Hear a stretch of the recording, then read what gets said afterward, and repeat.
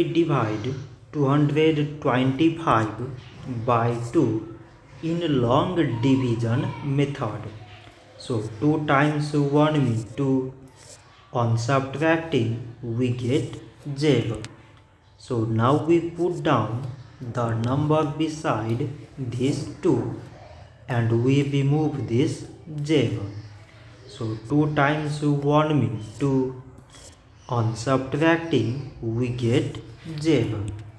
So now again we put down the number beside this 5 and we remove this 0.